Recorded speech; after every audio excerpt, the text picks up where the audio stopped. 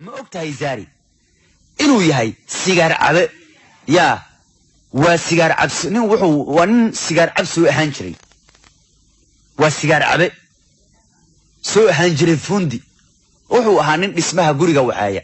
ninka hadda tababaraha Chelsea ay ka dhigteen wuxuu ahaa nin fundiya oo guriga iyo dhismihiisa iyo wixiisa sameeya marka ninka Chelsea tababaru waa nin sigaar cabe ah soo ahaan jiray fundi haddaba tababaraha cusub ee Chelsea shalay baa la soo bandhigay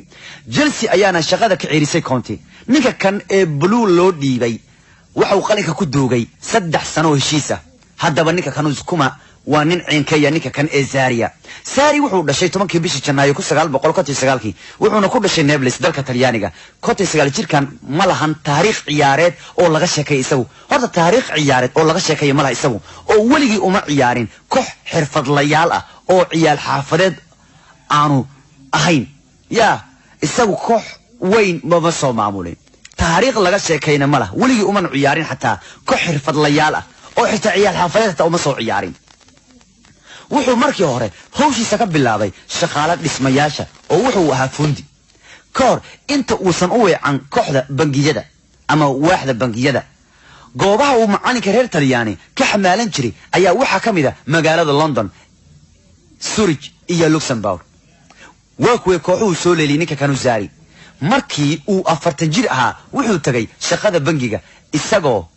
wuxuu ka tagay shaqadii bangiga uu ka tagay markuu 40 jir ahaa isagoona qabtay xilka kooxda yar ee Tegaleto 40 jir buu ku bilaabay shaqadan tababarnimo ninka kana darkiiso 40 sano jir markuu ahaa ayuu shaqada tababarnimo bilaabayo markaas uu ka tagay bangiga uu ka shaqeynayay waxaanu ka qabtay koox yar oo la yiraahdo Tegaleto wuxuu sidoo kale guulo la gaaray kooxaha yar yar ee Swansea iyo kooxda Zingonovesa wuxuuna markii dambe qabtay Baskara oo ka ciyaaray Serie B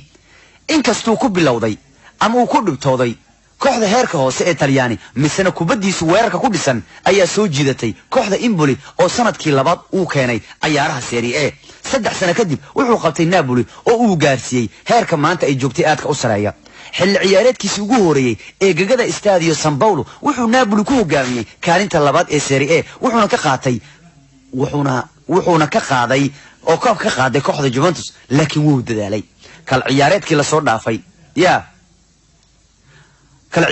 soo dhaafay kooxda Napoli ayaa inta badan hogaaminaysa horyaalka Talyaaniga balse nasiib xumo Juventus ayaa ugu dambeyntii 4 dhibcood ugu qaaday horyaalka marka ninka kan ee lagu magacaabo Zari waa nin khatar badan wuxuuna Napoli ku hogaamiyay marka kaalinta labaad